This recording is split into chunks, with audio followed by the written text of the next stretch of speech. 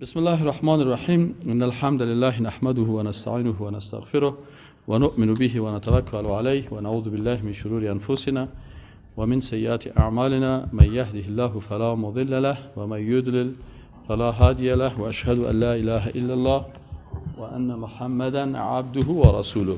بسم الله الرحمن الرحیم. موضوع جنگ فکری امروز درسش اتباع و انصار جنگ فکری است. عنوان درسش یعنی مثلا ما شما خوانده بودیم که جنگ فکری را دشمنای اسلام انجام میدن. آل دشمنای اسلام خود جنگ فکری را انجام میدن. ای دوستای که در خود مملکت است، خب مثلا جنگ فکری را امریکایی ها میکنن، جنگ فکری را اروپایی ها میکنن، جنگ فکری را اسرائیل میکنن، جنگ فکری را دشمنای اسلام. لکن در داخل سرزمین مسلمان ها کی اونا را کمک میکنه و نصرت میکنه؟ در اینجا مشکلی است که چند قسم مردم اینا را نصرت میکنن، همکاری میکنن و سبب میشن که دشمنای اسلام در جنگ فکری خود کامیاب شوند. اینی موضوع درس امروزی ما و شما همی هست که این کسانی که به امرای اونای دشمنای اسلام از جمله مسلمان ها که خودش خدا مسلمان میگیره و دیندار میگیره، کدام مردم ها هستن که با دشمنای اسلام یعنی کمرشان بسته میکنن، اونا را در اون پروژهشان کامیاب میسازن. اینال در این قسمت امروز بحثی نمیسی کدام مردم هستن، آیا شعوری کار میکنن یا غیر شعوری میکنن. در اینجا علمایی که در جنگ فکری تحقیق کردن اونا میگن که کسانی که از بین مسلمان ها در بین سرزمین مسلمان ها در خدمت جنگ فکری قرار میگیرن تقریبا چند طبقه هستن. اینمی چند طبقه را میشه که ما و شما یک یک براتون بگویم. اول طبقه از اونا میگن کسایی هستن که اجیرا و مزدورها هستن، یعنی غالبا کسایی هستن که در بین مسلمان ها اینا اجیر هستن، مزدور هستن. برای کی مزدور هستن؟ برای اونمو دشمنایی که جنگ فکری را پلان میسنجن، میخواه که مثلا این مملکت بگیرن، میخواه عقل مردم خراب کنن، میخواه دین مردم خراب کنن، میخواه که تمام آنچه که در بین مسلمان هاست کلش از بین ببرن، نظام اسلام و حکومت اسلام و کلش از بین ببرن. بنابراین ای اجیرا یا مزدورای داخلی هستن که اینا در مقابل مال و پیسه و در مقابل قرارداد شخصی که به امرای دشمنای اسلام کردن که اونجا برشان مثلا وعده داده که اگر ما کامیاب شیم در اینجا تو را رئیس جمهور میسازیم، تو را صدر اعظم میسازیم، تو را وزیر میسازیم، تو را رئیس میسازیم، مقام بر تو میدیم، تو را رتبه جنرالی میدیم، رتبه های عالی و بلند بر تو میدیم، رتبه های قوی. اینی مردمای هستن که اینا مزدورهای هستن که اونا میان در سرزمین اسلام به نام مسلمان در بین مسلمان ها اینا چی میکنن؟ خدمت از اونا را میکنن و پروژه از اونا را یا تطبیق میکنن، یعنی یا مثلا به نیابت از اونها در مقابل ملت خود قرار میگیرن.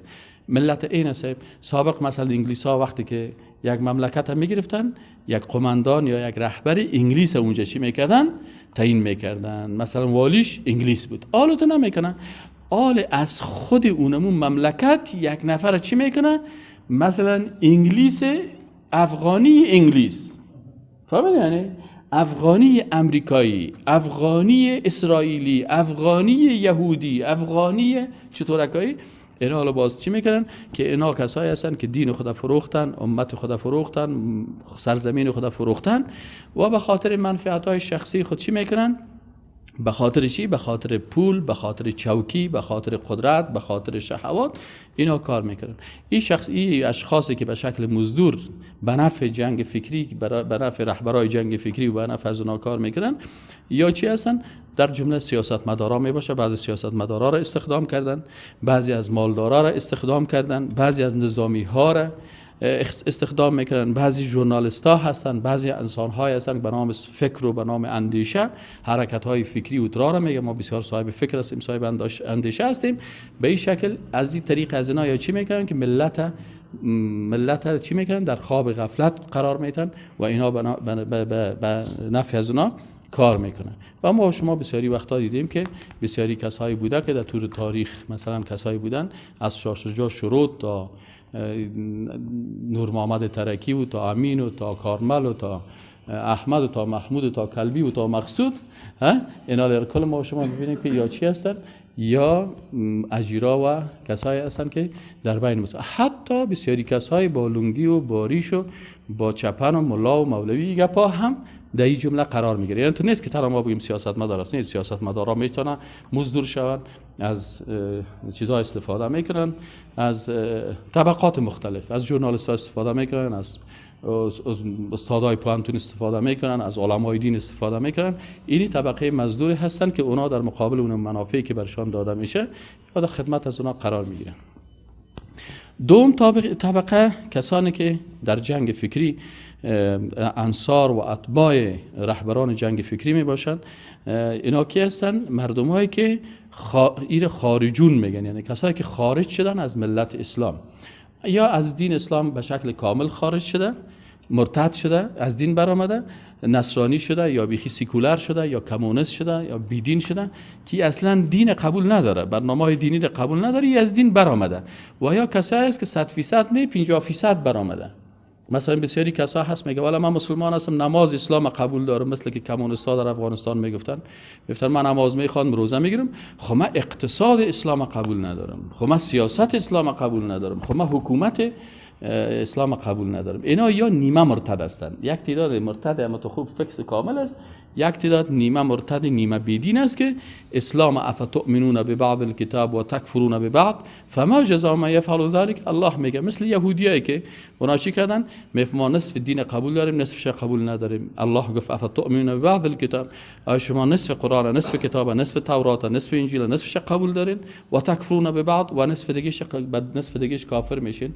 فما جزاء من یفعل ذلك، کی است که پس چیز جزای کسی که کار میکنه؟ الا خزی فی الحیات الدنیا، که اینا ذلیل میشن در زندگی دنیا. بسیار زندگی ما شما در تاریخ دیدیم نامشان بد است، حتی اولادایشان زشت است، خودشان، قبرشان، لباسشان، زندگیشان، مردهشان، مرگشان.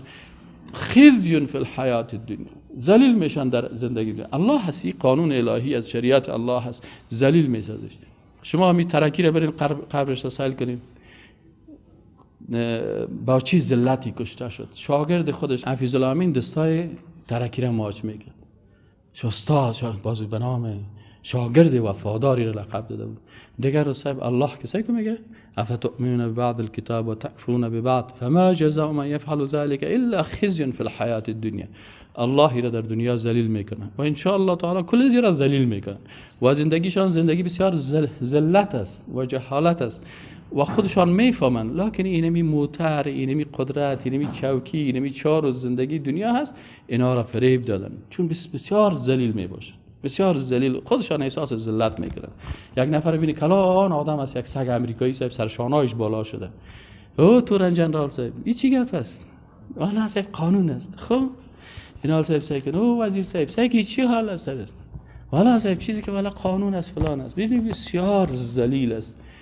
الا خزی فی الحیات الدنیا، شاگرد خیست با بسیار ذلت، استاد خود دانش بالش تمان، باز خودش خبر آمه صاحب ما چپش کردیم،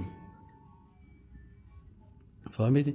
ما صاحبی را چپه کردیم. چه قسم چپه کردیم؟ گفت که دوین چپش که این بالش داده دانش ماندیم. شاگرد وفادار میخیزه، استاد وفادار چی میکنه؟ در دانش بالش میمونه. این شما ببینید خیالی نیست، واقعیت های تاریخی از خودشان قصه میکنن، اسنادایشان از خودشان باز میخیزن، با افتخار میکنن. باز میگه بالش داده می دانش که ماند، بازیگو میگه لغت تک میزد، لغت تک میزد.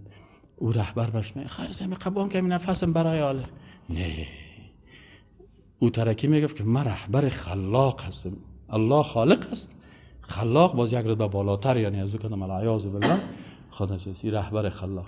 باز بالاخره خفکش میکنه و همچنان دگاهشان سیل کردی که با بسیار ذلت و خواری مردار میشن میرن.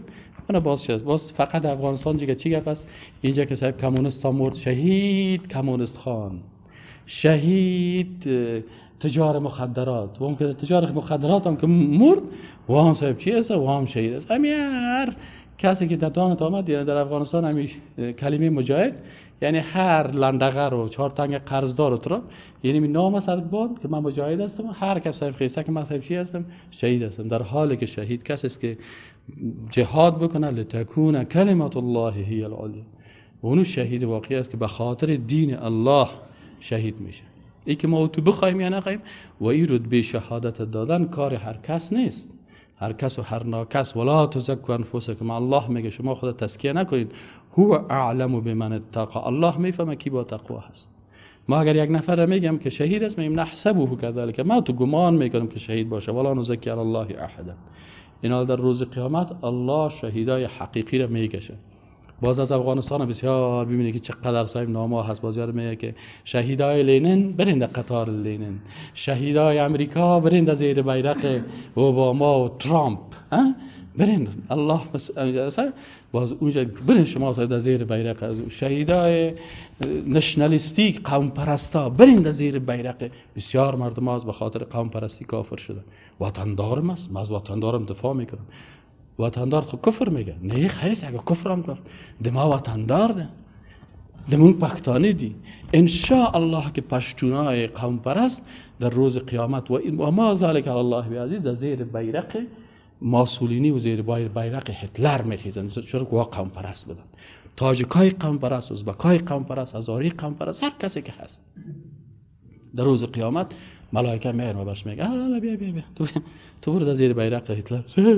سعی کنی کران مولوی قوم پرست. مولوی والله سعی من چی کنم از خاطر قومم، ما به خاطر قوم ما کار میکنیم. به خاطر قوم کار میکنی؟ اصل قوم پرستا رهبرشان کی است؟ هتلر است. اصلش ماسولینی هست. اونا قوم پرست بدن، زبان پرست بدن. جمال عبدالناصر در مصر است، معمر القذافی در لیبیا است، یا کلشان رهبرای قوم پرستی که یا ان اکرمکم عند الله اتقاکم قبول نداشتن. قرآن میگه که این یا ایها الناس انا خلقناکم من ذکر و انثى و جعلناکم شعوبا و قبائل لتعارفوا. این قوم قریه و ولایتی به خاطر معرفت است. ان اکرمکم، بهترین شما، عند الله اتقاکم. میتونه ای با تقوا سیاه‌پوست باشه مثل بلال حبشی، میتونه سفید گندمی رنگ باشه مثل سلمان رومی، سلمان فارسی، میتونه مثلا سرخپوست باشه مثل صهیب رومی. هر کس میتونه که چیز شود. ان اکرمکم، قوم پرستایی را قبول ندارن. تو به طرف از او سعی که این مسلمان لا اله الا الله محمد رسول الله میگه و ان اکرمکم عند الله اتقاکم. یک یهود در عصر رسول الله صلی الله علیه و سلم مسلمان میشه، رسول الله صلی الله علیه و سلم بسیار برش رتبه میده. یهودی مسلمان میشه، نصرانی مسلمان میشه، سیاه‌پوست مسلمان میشه. این گپ نیست. اما مشکل چی است که بسیار این حال بسیاری کسایی هستن که مکمل مرتد هستن و بعضی کسا نیمه مرتد هستن و یا الله شرمنده شد.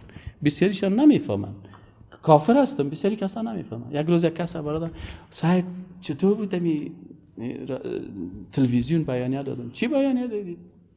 بیانیه دادم که قصاص خشونت است. آه ماشاءالله، بسیار خوب بیانیه دادی، خوب نکتای گگ داری، خوب ریشک چپتراش، خوب مشهور شدی. خوب کافر شدی. چرا کافر شدم؟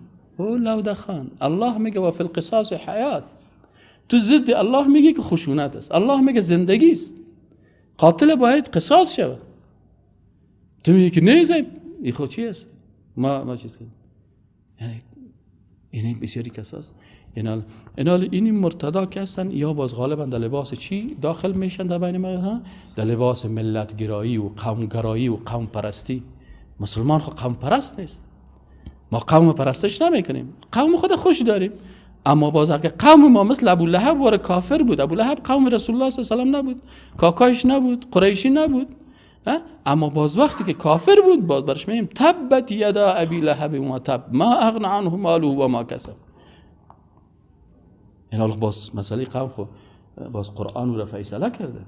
درست است قوم خود آدم خوش داره، لکن قوم مسلمان خود خوش داره. وقتی که قوم ما بیدین بود چی کنیم بودن؟ قواریش دیگه سر اینا بازی مردم های بیدین بازی ها به چی میین؟ بازی ها به نام قوم پرست. ما قوم پرست هستیم، ما به خاطر قوم کار میکنیم، ما به خاطر ملت کار میکنیم. ملی گرایی در اسلام ملی گرایی نیست. ملی چی معنی؟ ما مسلمان کس وقتی که میگی الحمدلله رب العالمین، الله رب کی است؟ رب العالمین است. آنجا که دین ماست آنجا وطن ماست. اگر یک مسلمان بگه قدس وطن من نیست، این مسلمان نیست، نمیفهمه. مصر وطن ما توست، سوریه وطن ما توست، سرزمین اسلام وطن ما توست. امروز وقتی که این حاکمای جبار طاغوت بر ما تو در هر جای پاسپورت ویزا ساخته، این خود نظام کفر است، این خود نظام انگلیس است. اگر نظام اسلامی باشه، ما مسلمان باید در هر جای ویزی مسلمان چی است؟ پاسپورت مسلمان چی است؟ لا اله الا الله محمد رسول الله صلی الله علیه و سلم. این حال بازی مردمایی که دین نمیفهمن، فکر ندارن، دانش ندارن، اندیشه فکری ندارن، اندیشه سیاسی ندارن، نظام اسلام نمیفهمن. از این خاطر این مردم هستن با چی هستن؟ بازی هم میگه ما ملتگرا هستیم، ما قومگرا هستیم، ما وطن پرست هستیم. ما وطن پرستش نمیکنیم. مکه هم وطنم است، مدینه هم وطنم است. ایره کونا مرا سر ما پاسپورت این کرده، مرا در وطن خودم نمیمانه که خانه جور بکنم، خب مرا اجازه نمیته. او بیدین است، او بیدین است. قدس وطنم است. یکی یهود مرا نمیمانه که در وطن خود برم. آنجا که دین ماست، آنجا وطن ماست. از این خاطر مسلمان بازی چیزا نداشت.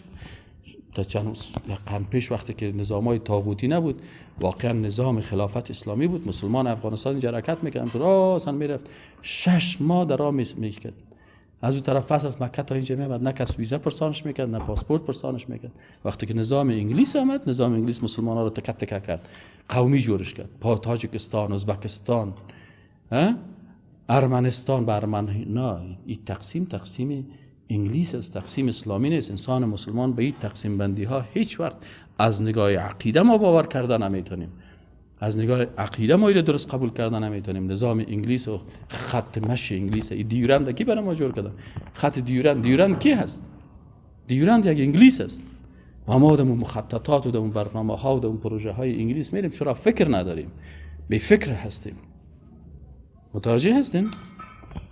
این حالی مرتضی صاحب در تلویزیون ها میخیزن میبراین به نام چی؟ به نام از اینکه ما مسلمان هستم، قوم خوش دارم، ما افغانستان خوش دارم. او شیر آقا لوده، تو مسلمان هستی، بیا در وطنت باش. نیست ما در اونجا شیشتیم، از اونجا بر ما فتوا را صادر میکنن.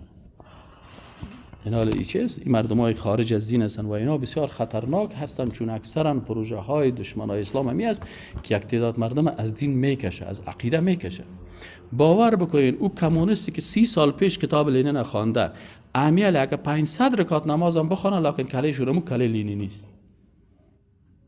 اونمو دمو صف اول مسجد شیشته صف مسجد خراب میکنه. دا دیگه سر خوارج که سال کنی میفهمی یعرف المجرمون بسیماهم. آدمای مجرم از چی معلوم میشن؟ از خوارج معلوم میشن. و مسلمان ها کس نه چی است؟ تراهم فی وجوه من اثر السجود. در چهره مسلمان آثار چی دیده میشه؟ آثار سجده دیده میشه. اما یاره که سال کنی ای کمونیست لالا فکر است قطشتیم اینه یک دانه ریش مانده لونگیام چی میگه قطشتیم. امروز ها اینجا در افغانستان مداخله کردن. نه استاد دا خبره به نکی. اگوی خود افغانستان ده اقتصاد تینگولو ده پر افغانستان تر خیر تروس برید دا خبره که او لنین دیر خساره یو باز کتش که بیشینی بازی گونه از حج آمده یک جای رفتیم، یک کسی ازش آمد، یک استاد مرا گفت تو بیا بریم خانه فلانی ازش که رفتیم که ایوازی که از مکه قصه کنه، از این خروچوفتو گفت، گرباچوفتو گفت، ازش اومدی قصه رو میکنی.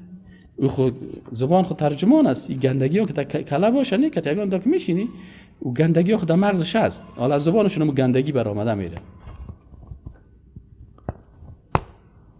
سومی قسم از این مردمایی که اتباع از ایناست و متابعت میکنن که برای این جنگ فکری بسیار وسیله خوب هستن و پروژه های جنگ فکری رو تقویت میکنن، مردمای بی‌بندوبار هستن، بی تفاوت هستن. این مردم ها کدام مردم ها هستن؟ یا دیگه فقط میگه برادر گل خوردن، نوشیدن، خانه، ازدواج، ساتیری، این یه باست. یعنی بسیاری کساس شاید شما بسیار مردم ها رو تو بشناسین که بر از او هیچ او بیادر هم یک لقمه نان پیدا شوه، هم یک قسم لباسه که خوبش باشه، اینمی قسم که کمک اندامم جور باشه، اینمی که یک دو تا تلویزیون، یا هیچ ده فکر از این نیستن، ده فکر ملت خود نیست. دشمنای اسلام مثلا من در یک قریه مسلمان ها خوب با صراحت میگه که ما ات یک بمب انداختیم که بعد از جنگ جهانی دوم خطرناکترین بمب بوده. و ما در یک قریه انداختیم، ما در یک ولسوالی انداختیم و در این ولسوالی چقدر مردم هستند، چقدر خانه ها هست، چقدر اطفال است، چقدر هست. همین که بسیاری طفلک ها در بین بطن مادر خود سرطان گرفتن از چی است؟ این سلاحایی که این دشمنان اسلام در این سرزمین ما و شما اینا در روس دم میزنن، بازومی اینجا هم میزنن. امریکا خدا بر روس نشان میده، روس خدا بر امریکا نشان میده. میدان بازی کجا هست؟ سرزمین مسلمان ها هست. اینال اگر در اون منطقه امیال هزارا طفل، هزارا زن، هزارا ریش سفید، هزار بیچاره مردمای عادی کشته شوند و به میلیون ها انسان به امراض مختلف مبتلا شود، هیچ گپ نیست. برازی چی گپ است؟ کور کالی دودی. شعار کمونستا چی بود؟ برنامه شکم پرستا برتان خانه میتیم بلاکا جور میکردن، کالی کالا برتان میتیم، استایل است. تمام روز یک روز برش کالای گلنار بیگم میپوشانه، فیلمش میکشه، یک روز کالای دیگر برش میپوشانه. در لباس است، نه استایل است، هر روز برش استایل ها کشیده میده. تمام روز اینو میاره سعی کنی مردم ها چی گپ است؟ فکرش در چی است؟ در استایل است، فکرش در بدنش است. فکر عزیز که مثلا همین بازوی ما صاحب قدر متر است، به اندازه این متر بازوی در روز قیامت در مقابل الله محاسبه میشی. در مقابل قوتت هر کس در مقابل هر نعمتش است الله از پیشش پرسان میکنه. هر کس در مقابل هر نعمتی که داری، تو که قوی هستی نسبت به او ضعیف، از تو الله زیادتر پرسان میکنه. تو که زور زیاد داری الله از پیشش، تو زور برات الله داده که فقط مثل مرغا واره که دو دانه مرغ کاکاکای مرغ جنگی میپرتید. حالا اکثرا مردم این قسم هستند. این مردمایی هستند که خودشان غذا برای چی میشن؟ برای استعمار میشن. کل و هم و غم و فکرش چی است؟ در این میگه هست و در روز قیامت الله از پیشش پرسان میکنه. این چی است؟ این مردمایی که بی تفاوت هستند در مقابل ملت خود، در مقابل چیز، حتی گپ زدن نمیتونن. گپ چی؟ که هیچ قصهش نیست. اونجا مثلا 500 1000 نفر مسلمان میمره، به شهادت میرسه، از بین میره، یا دقیقا در پیشانیش یک چیز نمیه که والا همین مسلمان ها از این منطقه، تا روزی که سر خودش نبیه. باز که روز خودش اگر باز خودش یک موتر زد یا کمک پایش خونپار شد، باز که شروع بگه او مردم از برای خدا که چی قیامت است، که چی حالت است، چی وضعیت است. اما به هزارها هزار مسلمان سرشان مثلا فکر کو که وقتی یک مملکت خودش اعلان میکنه که ما یک بم استعمال کردیم که 10 تن است، وقتی که او استعمال میکنه، شما فکر کنین که دول سوالی چقدر مردم هستن، دو منطقه 4 اطراف دیگه دول سوالی چقدر مردم هستن و چقدر مردم از بین میبرن. و این مردم ها هست که همیال امثالش کنیم، همیال معذرا میبینیم اونجا دم دم دم دم دم دول زدن میرن و اونجا سبسای کلگی پیشش رقصیده میره. و یک تعداد دیگه در موسیقی هست، یک تعداد دیگه یکی دیگه. برای ما در این لحظه که من این خبرها رو گوش میکنم که وضعیت سهل میکنم امسای که ایالات مسلمان ها را اونجا در سوریه یک دفعه در قریه زنده یک کافرش میخیزه، چیزها را همین چیزای خفه کننده را چی میکنه، سلاح کیمیایی و شیمیایی و غازهای اشکاور، گاز اشکاور استعمال میکنه و اونجا هزارها طفل زن بیچاره کشته میشن. هیچ بی‌تفاوتی. و اونجا در افغانستان مثلا در این ولایت خود سوار زینجر هم میزنه دیگه، نوبت ما و تو هم است، نوبت از هم است، اونو حالت است. تو که از مهنت دیگران بیغمی، حداقل هم شاعر یک احساس داشت، میگه تو که از مهنت دیگران بیغمی نشاید نامت نهند آدمی، نامت را آدمی نمیگه. یعنی این مردمایی هستند بی تفاوت، بی شعور، بی احساس. اولئک کالانعام بل هم اضل. بسیاری کسا را الله میگه، بعضی کساست که میگه الله میگه برشان چشم دادیم لکن با چشم خود نمیبینن، برشان قلب دادیم قلبشان احساس ندارن. متوجه هستین؟ یعنی تو مردم ها مثل چی؟ مثل حیوانات هستن. تمام روز خوراک است، پوشیدن است، نوشیدن است. چه قسم ازدواج کردم، علا تمام روز طلاق کردم، ازدواج کردم، گیره گرفتم، او هستم، عاشق هستم، معشوق هستم، لباس است فلان. و الله در روز قیامت از یکی از اینا پرسان میکنه که شما درباره ملت مسلمان و عاجزی مردم مسلمان و این هیچ. و نه تنها در پالی ازی که اینا را چی کنن، در مقابلش حداقل یک صدای خدا بلند بکنه یا بفهمانه که کافر هستی، بیدین هستی، دشمن اسلام است. بازم را از اینا قرارداد هم میکنن، قرارداد پروتکل هم میکنن. باز اینمی علما را سعی کنی کتلونگیای خود، کتریشای خود، باز از اینمی برنامه‌ی کفار. باز الله میگه لا یتخذ المؤمنین الکافرین اولیاء. مؤمنا کافر دوست خود نگیرن، باز اینا دوستی هم میکنن. کاش که بخیزه یک روز جمعه در مسجد خود باز بگه که این ظلم است، این خیانت است، این جنایت در حق یک ملت است، این سلاحایی که استعمال میشه این بسیار نسل کشی هست، این کل مردم از بین میبرن، این کل از بین میبرن. اگر باز یک نفر خیست یک دانه تعمیر خودت چپه کرد باز میگه که تروریست است، صحیح است. اگر یک نفر یک دانه تعمیر کرد یک تیاره خودت زد او تروریست شد، صحیح است. و تو که ترنکی سلاح را استعمال میکنی در یک مملکت، باز تو بسیار خوب آدم هستی. و رضا میگه که تو تروریست هستی، تو تروریست هستی به خاطر که رهبرت تروریست است، به خاطر که شما برای یک تروریست رأی دادین و تروریست رهبرتان تعیین کردین، کلتان تروریست هستید و کلتان اینمی قسم که ملت ما را میکشین. الله از پیشتان انتقام میگیره و ان شاء الله تعالی اگه به مسلمان‌ها وقت رسید امی قسم از پیشتان انتقام میگیره. امروز که زن افغانستان در امان نیست، طفل افغانستان در امان نیست، ریش سفید افغانستان در امان نیست، یک ولایت بسته شب تا به صبح در خون و در آتش صبح کرده، وقتی که مردم جلال آباد در امان نیستن، پس اینمی هست که اونا وقتی که حق انسانیت نداره، اصلا تو حق انسانیت نداری، تو تروریست هستی که سریز مردم این قسم حالت آوردی. با کدام جرأت اگر مسلمان، اگر یک مسلمان باور بکنین، اگر در یک منطقه یک مسلمان اگر در یک منطقه نمی کافر یک دانه بم که نیم کیلویی را پرته، باز چی میگن؟ تروریست هستی. وقتی که یک بم 10 تا نمیپرته تروریست نیست؟ والله کلشان تروریست هستن و کسایی که از اینا دفاع میکنن تروریست هستن. ما تو که در مسجد درس میدیم باز ما را میگه شما تروریست هستید و خودشان که از این بم و از این دشمنای اسلام دفاع میکنن یا تروریست نیستن، خودش تروریست است ولی نمیفهمن. ولی کسایی که باز اینا رو چیز نمیکنن اولئک کالانعام، الله میگه اینا مثل حیوانات هستن که وقتی حق نمیفهمن، چشم داره چشمش حق دیدن نمیتونه، گوشش حق نمیشنوه، قلبش حداقل احساس فهم حق نداره. به نام پروفسور، به نام دانشمند، به نام کارشناس، به نام فلانی میخیزن صحبت میکنن. باید برای تروریست گفته شود که تو تروریست هستی، باید برش گفته شود. مشکل نیست اینقدر مردم در اونجا کشن، خیر است ما بمریم، اینقدر مردم کشته شدن با اینکه ما بمریم، اما باید بفهمن که اینا تروریست هستن، اینا قاتل هستن، اینا جنایتکار هستن و کسایی که از اینا دفاع میکنن اونمو هم تروریست و جنایتکار هستن. بکشین، کل ملت ها را بکشین، مشکل نیست، ولی باید انسان بیدار باشه، بفهم. یک وقتی یک قصه بسیار جالب است، میگه گاندی زمانی که در هندوستان، همین گاندیجی که میگن، نه گاندیجی که میگن، همین کلان، همین یک کاکاوک است، یک لنگک داره، دیدنش نه لاغریه، این رهبر هند است. ولی اگر هندو بود فکر داشت. در یک کتابا من خواندم قصه ازی بسیار جالب بود. او میگه که ملکه بریتانیا، ملکه برازی گفتن که والا در هندوستان بسیار جنجال مسلمان هم پیدا شده و تعداد هندوها زیاد هستن و چطور هستن چنان هستن. گفت وضعیت هندوستان بسیار خراب است، چطور کنیم؟ اونا که دیدن سرشان فشار زیاد آمده، گفت بیاین، این ملکه گفت بیاین همین رهبر هندوها را میخوایم کتشان یک صحبت میکنیم، ببینیم که چی پوز ازی چه قسم است، قوارش چه قسم است، فکرش چه قسم است، چی چیز داره. آیا یا که وقتی که میگن ما را آزادی بتین، آیا یا لیاقت آزادی را دارن یا ندارن؟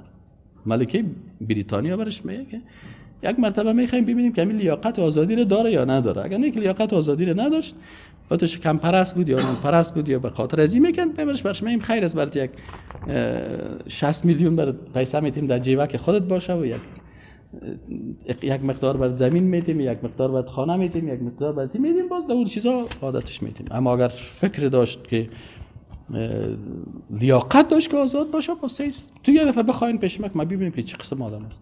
خب بالاخره صاحب همین رهبر هندوستان خواستن. وقتی که رهبر هندوستان گاندی را خواستن، گاندی آمد 6 در طیاره بالا شد، آمد در انگلستان. وقتی که در انگلستان پایین شد، این مردم انگلیس که سنتی سعی کردن که یک داره یک تکرار کردمی لنگک داره و یک دانه بز داره، یک برجیام کاه. کلی بس بسک میکنه و سر زورش خند میزنه خب بالاخره برش گفتن که برادر تو رهبر یک مملکت هستی، انگلستان بسیار یخ است، از خنک میموری، برات یک درشی بسیار لوکس میاریم که درشیایی که بسیار قیمت بلند داره و خوب نکتایی و خوب یک پا بپوش که باز پیش چی میری؟ باز میری پیش همی به حساب ملکه انگلستان میری کلام چیز. خب ای گفت ما صاحب اگه همین قسم مرا میبرین من میرم، اگه نه که فرمایشات داریم من فرمایشاتون قبول ندارم. این قسم کالای من سینمی بزم است سینمی چیز که نمیتونم قصر را میبرین برم نمیرم. خودی صاحب برد دادن قصر کرد دیگه لرزه شام گفته خونه کم زیاد است دیگه انگلستان هوا سرد است نسبت به هندوستان. خب بالاخره صاحب یکی داده قصر را میرسن دیگه ملکه صاحب دیگه امروز دیگه یک رهبر میاد دیگه رهبر چند میلیون نفر میاد دیگه. این ملکه از یک صاحب رفته دیگه صاحب لبسین مکس چی میگه و مجسرین چی میگه و پلکار قاد بکو مویار صاحب ساختگی جور کو دامن چی میگه و این 6 نفری صاحب خود و آرایش داده میرن و سرخی و سفیده و گپا میزنن. این دیگه خالصر میگه دیگه چی یک رهبر هندوستان دیگه میاد تو مثلا چیز واره پالوان از دیگه خون تو کټه دیگه اندام چی میگه دیگه ملکه برش خود آماده گرفته. حالا یک وقت صاحب سال میگه که نفر برش میگه صاحب یک آدم است این تو لاغریگک خوشکک یک لنگک داره و یک دانه بز داره و یک برجی هم از میاد که ملکه میگه خال خواسته میشه که حالا چیز کنه. خب ملکه اصلا میاد واسه دامنش از پشت سر 4 نفر محکم گرفته تو کشال تا پکش میکنه چی میکنه. این بیچاره که میاد برجیگه که کار پشتش است بزرگشام رسپانج است شامت که میاد ملکه که سنوی سال میکنه خندش میگیره سنوی چیز میکنه برش میشینه. ملکه برش میگه که مستر گاندی میگه پیش از اینکه من در مسائل سیاسی که بحث بکنم اجازه است که یک سوال شخصی بکنم. میگه توی بزا سایکو لباس تا سایکو برجی کایت سایکو یک دانه ظرفک هم داشته ظرفک هستی که و تو من هستی یک لیدر هستی یک رهبر هستی یک شخصیت بزرگ مملکتت هستی تو باید چرا این قسم هستی گاندی برش میگه خانم ملکه ما از هندوستان آمدیم در اینجا ما اینی تکیره که بر خود لنگ زدیم این از امی موی بز ما ساخته شده و ما ایره پوشیدیم و ما عهد کردیم که تا وقتی که ملت هندوستان تکه نسازه ما تکه های ساخت انگلیس و ساخت فلانی رو نمی پوشم، به خاطری که اگر دریشی انگلستانی رو می پوشیدم این تاثیر میکرد در قلب من در شخصیت من.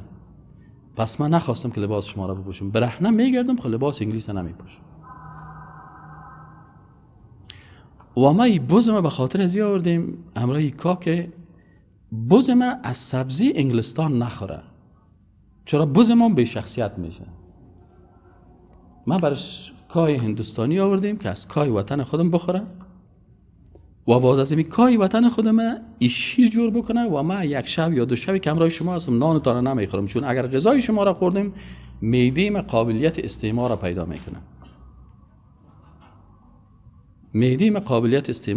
میکنه. به این خاطر ما با این شیر بز خود زندگی میکنم، این بز به می خاطر آوردیم، لکن از نان شما نمیخورم. به خاطر چی نمیخورم؟ به خاطر از این نمیخورم که شما که هستین تو که گفتی لبایت سرخ کردی و آرایش کردی، گفت به این فکر میکنی که تو بسیار انسان متمدن هستی، بسیار خوب سیویلایزیشن داری. گفت تو در حقیقت به نظر من یک گرگ هستی که دانت با خوردن خون حیوانات عاجز دانت خون پر است. تو شخصیت مردم هندوستان برای من در قصر خود نشان ندی. شخصیت مردم انگلیس ها را گفت من در کجا برات نشان میدم؟ در قریه های هندوستان بیاسایی که چه قسم شما مردم انگلستان خون ما را ریختانده میرین، تمام روز ما را ذبح کرده میدونید. شخصیت شما، تمدن شما، انسانیت شما، حیوانیت شما را در قریه های هندوستان. ایده اینجا نمیشه که شما با در یک گلاس آب داده اکسکیوز می و تانکیو گپا میگی. گفت این شخصیت شما هست. پس تو رهبر کدام مردم متمدن نیستی، تو رهبر انسانهای وحشی و قاتلای هستی که تمام روز خون ملت ها را میریزند. و ما مردم هندوستان آماده هستیم که تمام ما بمریم، بکشین تا که وسطان میرسه ما را بکشین، جویها را از خون ما پر کنین، ولی ما تسلیمتان نمیشیم. تا آخرین لحظه تسلیمتان نمیشیم. ما آماده هستیم که کل ما را بکشین ولی تسلیم شما نمیشیم. و تاریخی را نوشته میکنه که باز ما مردمی هستیم که از خود شخصیت داریم، فکر داریم، وطن داریم، عقیده داریم، همه چیز داریم. و شما را هم تاریخ نوشته میکنه که شما خائن هستین، جنایتکار هستین، قاتل هستین، وحشی هستین و تمدنتان تمدن وحشت و قتل است. تروریست هستین. شما هستین که افراطی هستین. شما هستین که تروریست هستین. شما هستین مردم های بی شخصیت، قاتل و قاتل ملت ها. از این خاطر من نانت میخورم، ندریشیت میپوشم، اینمی شیر بوسم سرما خنده کو، ولی تاریخ سر تو خنده میکنه، ولی بشریت سر تو خنده میکنه. تو با لباس، با موتر، تو با قوارید بر من شخصیت نشان ندی. تو یک رهبر وحشی های هستی که هر روز دست شما در خون ملت ها تر است. تو سر من خنده میکنی، کل بشریت سر تو خنده میکنه. تو مرا تروریست میگی، تو خود تروریست هستی، رهبر تروریست ها هست. ملکه انگلستان میگن خلاص سرش خم میشه، از پیشش میره، کابینی خدا جمع میکنه و برشان میگه که اینی مردم حق دارن که استقلال برشان داده شد. اینی مردم حق دارن که با استقلال زندگی کنن. اینالو اون دو که این تو یک فکر و این تو یک شخصیت داشت، آماده شد انگلیس که او را استقلالش برش بده. آیا ما تو داریم هم تو یک شخصیت؟ عیف قرآن، عیف اسلام، عیف لا اله الا الله، عیف او رسول الله صلی الله علیه و سلم که ما بگیم امت از او پیغمبر هستیم، عیف او ابوبکر، عیف او عمر که امپراتور فارس روم از پیشش میشرمید، میترسید. عیفی از او کتاب و سنتی که ما تو، عیف از او امامایی که موجود درباره از او بحث میکنیم و تحقیق میکنیم، خدا پیروا از اون میگه. عیف از اونا، عیف نام مسلمان بالای ما مردم مسلمان، عیفش. و ما و شما ایره کلش بگذارین. الاستیون طایفه متحاون و بی‌تفاوت و اینمی قسم انسان هایی که زندگی حیوانی دارن، فقط اونمو چیزی که حیوانات پشت خوراک میگردن، پشت جنس میگردن، پشت اینمی شهوات میگردن، اینمی قسم انسان ها هستن. بازی ها وسایل خوبی هستن برای دشمنای اسلامی که در جنگ فکری کار میکنن. اینا بر از اونا باز وسیله بسیار خوبی هستن. چرا؟ از اینمو تو انسان های شکم پرست و نفس پرست، اینمو انسان هایی که تمام روز در خنده بازار و در لوز بازار و در رقاصه و در خواندن و در این ستاره میشن، از اینمی استعمار استفاده میکنن و بسیار دیگران را توسط از اینا مشغول نگاه میدارن.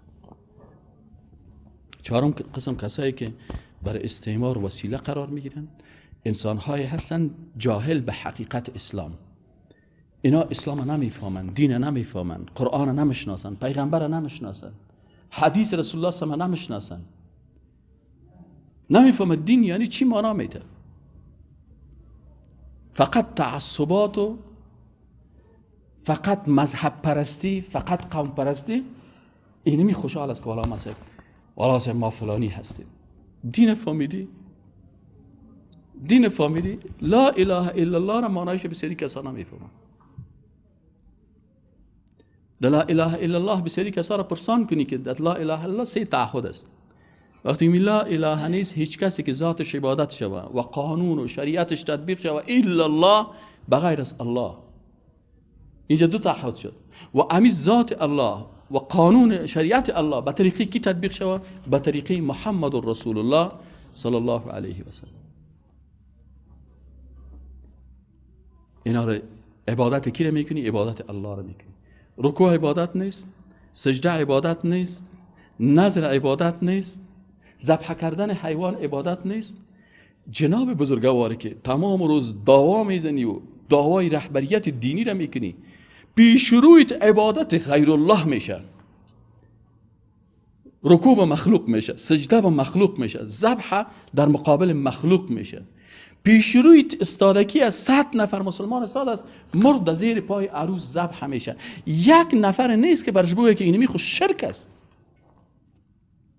والعصر ان الانسان لفی خسر الا الذين آمنوا وعملوا الصالحات وتواصوا بالحق. تو حق گفتن نمیتونی، عروس خفه میشه، داماد خفه میشه، پدر و در شرک مبتلا هست. عبادت به غیر الله صورت میگیره، این در این قسمت زبان نداره که رکوع به غیر الله خودش میکنه. امیال بسیاری کساست به نام عالم و به نام دین مشروعیت میتن عبادت غیر الله. رکوع به مخلوق اجازه میتن، سجده به مخلوق اجازه میتن، استغاثه به قبر اجازه میتن، از مرده دست دعا را در مقابل مرده اجازه میتن. الدعا هو العباده. رسول اکرم صلی الله علیه و چی میگه؟ دعا عبادت است. پس وقتی که دعا عبادت است، چطور دست دعا را به غیر الله بلند میگی؟ رکوع عبادت است، چطور به مخلوق رکوع میکنی؟ چطور به مخلوق سجده میکنی؟ چطور نظر به نام مخلوق میکنی؟ به خاطر که معنای لا اله الا الله را نمیفهمن. مشکل کجاست؟ اینی مردم ها هستن که به عوضی که معنای لا اله الا الله را بفهمه، حداقل برای شاگرد خود حداقل بفهمانه که ما در مقابل لا اله الا الله چی تعهدی با الله کردیم که یا الله به غیر ذات تو به کسی دیگه من عبادت نمیکنم.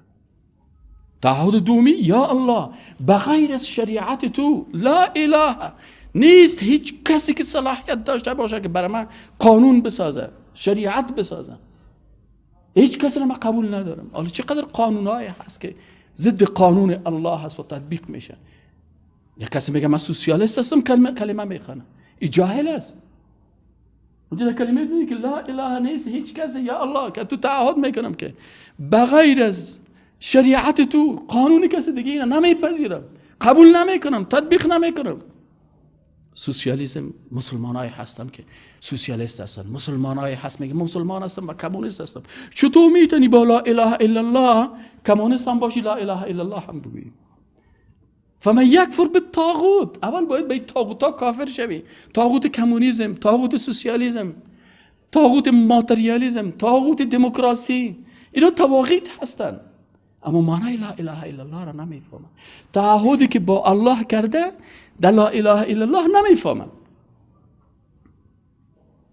ما تعهد کردیم که الله بغیر از شریعت تو قانون کسی دیگه بالای خود تطبیق نمیکنم. پس چطور میتونم که سوسیالیست شوم؟ چطور میتونم کمونیست شوم؟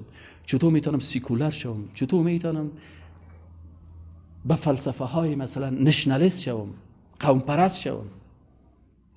یا خود در رأس هر کدام از یک طاغوت قرار داره. در رأس کمونیسم که قرار داره مارکس، انگلس، لنین، سه طاغوت. در رأس نشنالیسم و قوم پرستی کی قرار داره؟ هتلر و ماسولینی، دو طاغوت. در رأس دموکراسی کی قرار داره؟ ژان ژاک روسو، سارتر، جان استوارت میل. طواغیت شریعت الله را نمیخواین، صراحتا میگن. پس چطور یک مسلمان میتونه که با وجود ازی که لا اله، چون اینی مردمایی که معنای لا اله الا الله نمیفهمن یا وسیله هستن برای چی؟ برای استعمار فکری. 500 قسم طریقه هست، در حالی که خودش در کلمه لا اله الا الله سومی تعهد چی هست؟ که میگه یا الله ما عبادت تو را و اطاعت از شریعت تو را به طریقی کی میکنم؟ به طریقی محمد رسول الله صلی الله علیه وسلم. آلی این طریقی محمد رسول الله چی نقص داره که ما پشت 100 طریقه دیگه جور کردیم؟ چرا نمیگیم که رسول الله این قسم نماز خواند؟ چرا نمیگیم که رسول الله این قسم روزه گرفت؟ چرا نمیگیم رسول الله این قسم عبادت کرد؟ چرا نمیگیم که رسول الله این قسم حکومت جور کرد؟ چرا نمیگیم رسول الله این قسم سجده کرد؟ چرا نمیگیم که رهبر ما و بزرگ ما و اسوه ما رسول الله هست و الله بر ما تعیین کرده ولکم فی رسول الله اسوه حسنه لمن کان یرجو الله والیوم الاخر. شما خو الله را میخواین، روز آخرت را میخواین. از یک طرف در کلمه خود تعهد میکنم که من از اینمی کسی که یا الله تو برای من تعیین کردی، یا الله این کسی است که برای ما دین تطبیق کرده، عمل کرده، نشان داده برای ما. اینا از یک طرف تعهد میکنیم، از این چی است؟ این جهل است. این جاهل است، انسان جاهلی که تا بالا نتونسته که حداقل مانای مشکل چی است؟ جهل است که تا بالا انسان جاهل اما مفهوم کلمه لا اله الا الله را نفهمیده. شما وقتی که میگین من در فلانی دفتر مامور هستم، که از اون دفتری که شما کار میکنین یک تعهد دارین. شما اگر خانه یک نفر را کرا میگیرین، امرای اون مصاحب خانه یک تعهد داری. دریور یک نفر هستی که مصاحب موتر یک تعهد داری.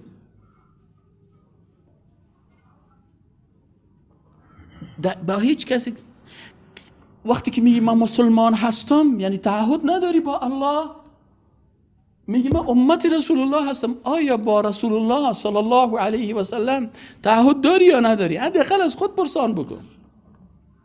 بگذار دیگران را. ما تمام روز تو اینا را پیش روی خود بان، روی خود سعی کن. خودت چی مشکل داری؟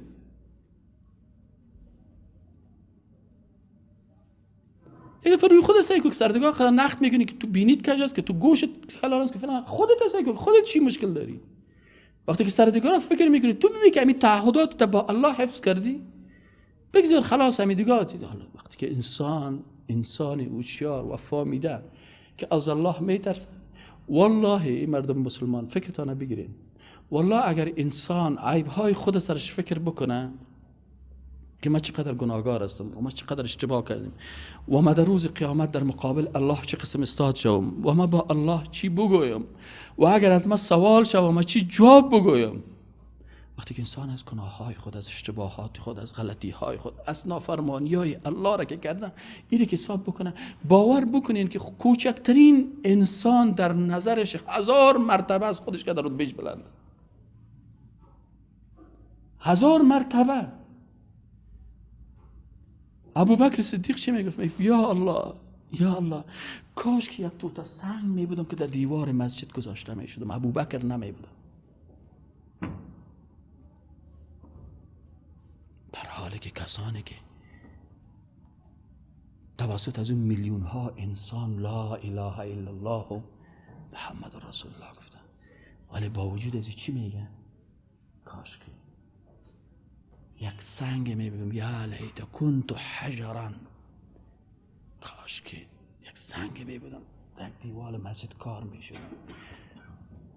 و در روز قیامت در ترازوی میزان قرار نمی گرفتم که محاسبه الله هست پیش میشه.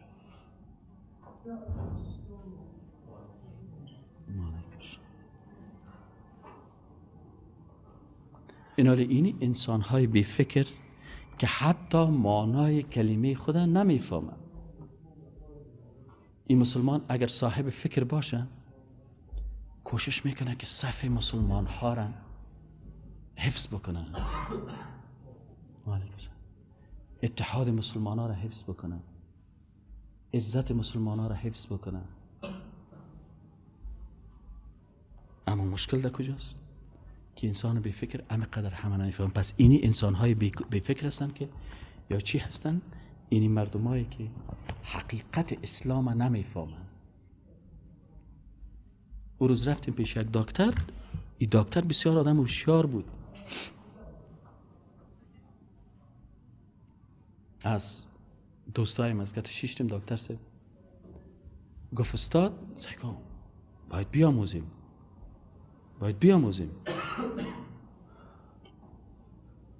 دکتر تو تفسیر آیت قرآن بر من گفت که من یاد نداشتم.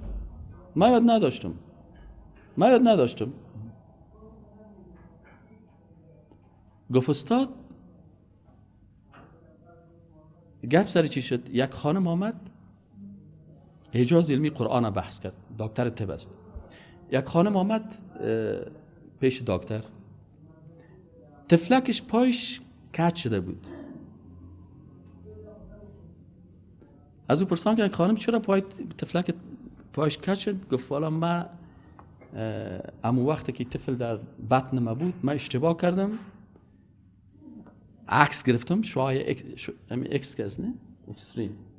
گفت وقتی که من اکسری کردم این تاثیر میکنه وقتی که طفل در بطن مادر باشه او طفل چی میکنه؟ سرش تاثیر میکنه، معیوب میسازش، معلول میسازش، هزاران مشکل برش پیدا میکنه. این دکتر گفت ما همیشه از خانم ها وقتی که برش میخوایم که عکس بگیره و اکسری کنه پرسان میکنیم که تو خو حمل نداری؟ و اگر این خانم گفت حمل دارم، سعی کنین، گفت اگر این خانم گفت حمل دارم، هم حمل داشت و هم نیاز داشت به اکسری. پس گفت ما یک پرده سربی در مقابل بطن ازی قرار میدیم. شعاع اکسری از سرب تیر نمیشه. و گفت الله در قرآن چی میگه؟ ان الله يحب الذين يقاتلون في سبيله صفا كأنهم بنيان مرصوص. میگه الله خوش داره که در مسلمانا او تو در مقابل دشمنا جهاد بکنن کلشان در یک صف باشن، كأنهم بنيان مرصوص، مثل یک دیوار سربی. كأنهم بنيان مرصوص یعنی او امی تفسیر کرد والله اعلم. گفت که وقتی که دیوار سرب است، امی دکتر برای من قصه کرد، گفت که استاد از سرب شعاع اکسری تیر نمیشه و الله مسلمان ها رو میگه شما باید یک صف داشته باشین که چون شیطان از آتش است این شعاع میفرستن در صف داخل میشه و تکه تکه میکنه و شما باید هم یک صف باشین. این حالی صف مسلمان ها رو کی میشکنه نه؟ اینی مردم های جاهله که در مسائل بسیار کوچکی که 14 قرن فقها در بین هم چی داشتن؟ اختلافات داشتن ولی صف خدا نشکستاندن در مقابل دشمنای اسلام. صف خدا نشکستاندن. اما امروز اگه به حدیث هم ثابت کنی صف مشکنانه، اگه با آیت هم برش ثابت کنی صف مشکنانه، اگر برش بویی که معلم و شخصیت بزرگواری که تو او را پیروی میکنی او اینی قسم گفته، او به حدیث احترام داشت، او دیگه هم صف همش کردن و در مقابل دیگر که برش بویی که او برادر اگر اینی حدیث آمده لکن در فهم از این حدیث اونو عالم این تو نظر داره، اینی عالم دیگه این تو نظر دارن، بنا چون مسئله اختلافات اجتهادات زیاد شده، بنا در مسائل اجتهادی که علما در بین از او اختلاف نظر داشتن زیاد آدم باید فشار نبیاره، زیاد باید محکم نگیره کسی را که به درجه کفر را برسانه. چون بسیاری اگر یک آیت قرآن را یک نفر تعویل میکنن او را میگن تو این تعویل کرده کافر نمیشه، تعویل کرده. پس شما چیزی که امکانات فهمش هست و اینجا فقهای بزرگ در اینجا اختلاف نظر داشتن، پس او دو فقیه بزرگی که یکیش ات نظر داشت یکی نظر داشتن، آیا او فقیه دیگر کافر گفته؟ اما امروز مردمایی که در خدمت جنگ فکری قرار میگیرن اینی نقطه دقیق نمیفهمه که اینی اختلاف افغانیمه و اینی صف مسلمان ها را شکستاندن. سبب چی میشه؟ سبب ازی میشه که استعمار و دشمنای اسلام از ما استفاده میکنن و بر دیگرها سمبول میده. بفرمایین مسجد را بیارین که در اونجا مسلمان ها با هم متحد باشن، مسجد را بیارین که در اونجا حنفی و شافعی و مالکی و حنبلی و سلفی در پالوی هم استاد شون و عبادت الله را بکنن.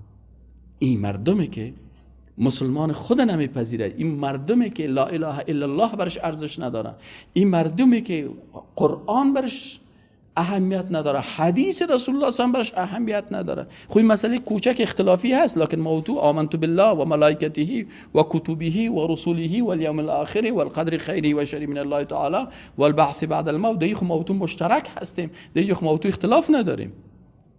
علی ایمان به الله که موضوع دو شقی داریم، این بر تو چه قرضش داره؟ ایمان به ملائکه، ایمان به پیغمبرها، ایمان به کتاب‌های آسمانی، ایمان به روز آخرت، اساسات ایمان بر تو چقدر ارزش داره که تنها این مسئله که مثلا ما با تو یک کمک در مسائل اجتهادی اختلاف با هم پیدا کردیم و اختلاف از ما و تو نیست، اختلاف است اجتهاداتی است که بین ابو حنیفه، بین شافعی، بین امام احمد بن حنبل، بین مالک ابن انس رضی رحمهم الله جمیعا، در بین از اینا فقهای بزرگ اسلام بوده. شما چرا مثلا دو فقها که مثلا نظر اردوش یکسان نیست ولی اردوش برای یکی دیگه محترمانه برخورد کردن و در یک صف قرار گرفتن که صفشان که انهم بنیان مرصوص بوده. ولی امروز ما تو مشکلات بسیار بزرگی داریم. اما در اونجا از این خاطر است که مسلمان کت مسلمان دیگه در یک صف نمیشینه.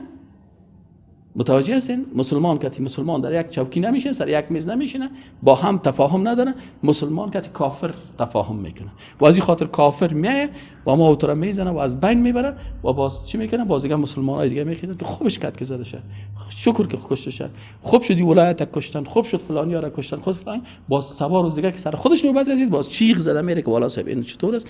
این قسمت است. این مردم ها هستن. برادران محترم، خلاصه درس ما این بود که برای جنگ فکری کسایی که ناوقت آمده بودن گفتیم که کسایی که در جنگ فکری، چون درسای ما درسای جنگ فکری است، اینجا گفتیم 4 طبقه مردم هستن که اینا پروژه های استعمار در جنگ فکری تقویت میکنن. اول اجیرا و مزدورا هستن، دوم کسایی که از دین خارج شدن یا به شکل کامل یا متوسط از دین برآمدن، سوم مردمای بی تفاوت هستن که هم و غمشان خوراک و نوشیدن و پوشیدن است، و چهارم کسایی هستن که اسلام به شکل درست نمیفهمن.